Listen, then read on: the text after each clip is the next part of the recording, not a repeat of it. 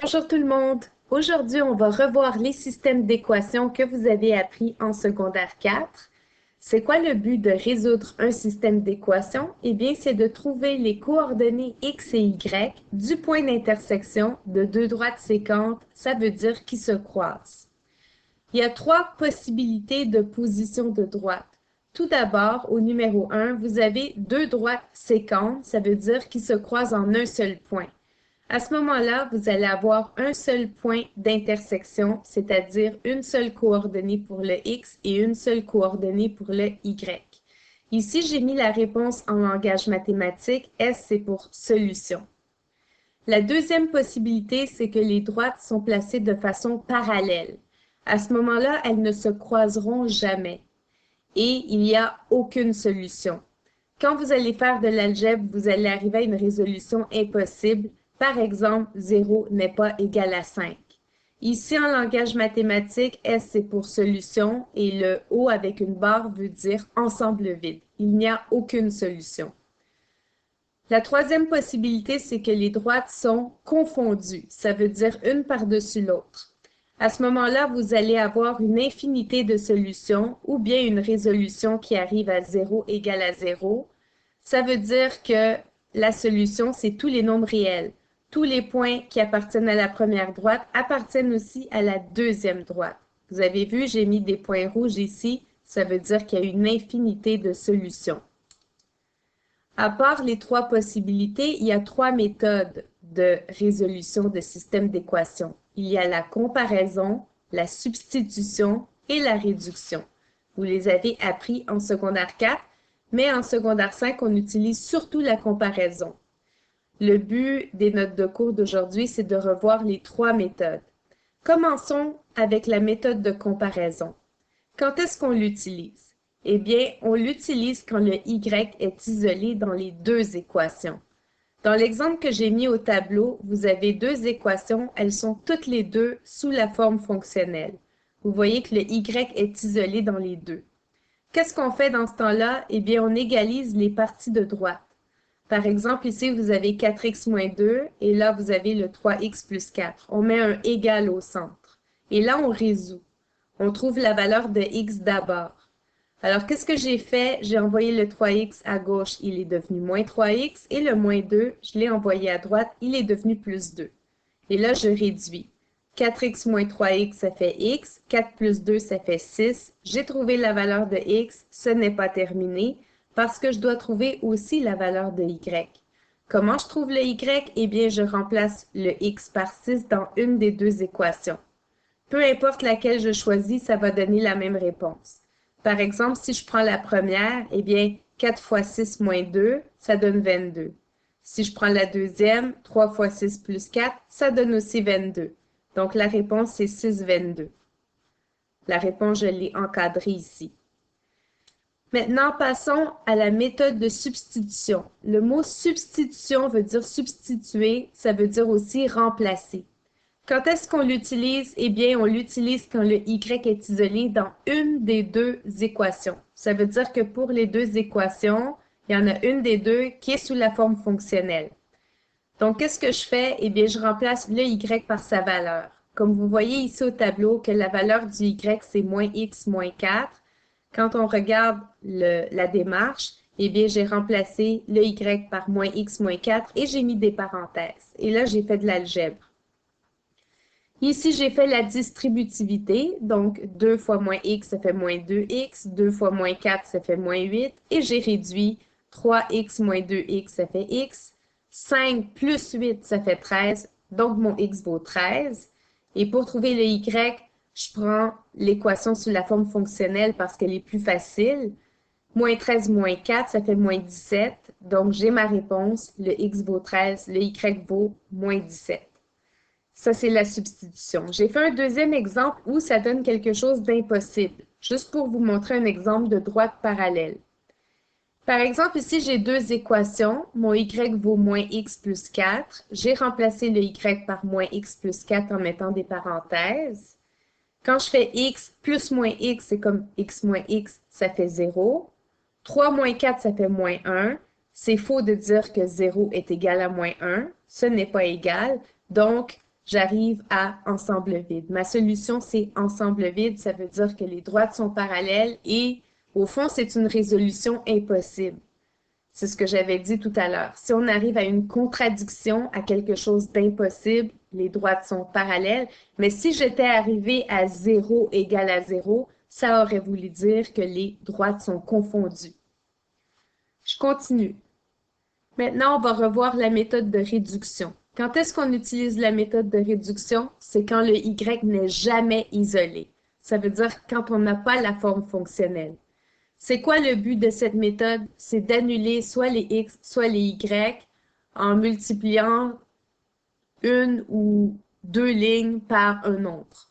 Donc, si on regarde l'exemple, qu'est-ce que j'ai fait? Eh bien, j'ai vu que si j'avais moins 4x plus 4x, eh bien, ça s'annule. Donc, j'ai pris la première ligne et j'ai tout multiplié par 2. J'ai fait moins 2x fois 2, ça fait moins 4x. 3y fois 2, ça fait 6y. Et 7 fois 2, ça fait 14. Donc, au départ, j'avais ces deux lignes-là. J'ai multiplié la première ligne par 2 pour pouvoir annuler les x. Et là, j'ai additionné les deux lignes ensemble. Moins 4x plus 4x, ça s'annule, ça donne 0. 6y plus moins 7y, c'est comme 6y moins 7y, ça fait moins y. Et 14 plus 9, ça fait 23. Si moins y vaut 23, ça veut dire que y vaut moins 23. Alors, j'ai trouvé mon y. Comment je fais pour trouver le x? Je remplace le y par moins 23 dans une des deux équations. J'ai choisi la première. Alors, en faisant de l'algèbre, j'ai trouvé que mon x, c'est moins 38. Alors, j'ai réécrit ma réponse ici. Fait que quand je trouve une variable, je cherche l'autre. Alors, voilà. Ça se peut des fois qu'on doit multiplier les deux lignes par un nombre. On a le droit aussi de soustraire la deuxième ligne de la première. On peut les additionner et on peut les soustraire. Donc, ça, c'était la méthode de réduction. Voici le devoir d'aujourd'hui.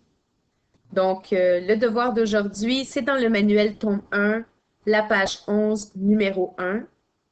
On va le regarder ensemble. Je vais juste étendre la page. OK. Donc, vous avez 6 systèmes d'équations. Le but, c'est d'utiliser la méthode appropriée pour trouver le point d'intersection. Et ça se peut qu'il y ait un seul point d'intersection, aucun point d'intersection ou une infinité de points d'intersection. Comme on va regarder les numéros ensemble. Au numéro A, c'est clair que vous allez utiliser la comparaison parce que le y est isolé dans les deux. Pour le numéro B, eh bien, c'est la substitution. Au numéro C, c'est la réduction.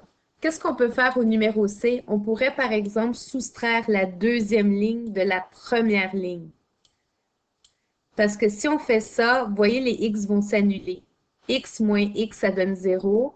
Vous allez faire 2y moins 4y, ça fait 6y. Parce que deux moins qui se suivent, ça donne un plus. N'oubliez pas de mettre le moins ici, faire moins. 240 moins 60, ça fait 180. Donc déjà, ça va vous aider à trouver le y. Et une fois que vous avez le y, vous cherchez le x. Ensuite, au numéro D, vous allez faire la substitution parce que le y est isolé dans une des deux équations. Au numéro E, c'est la réduction.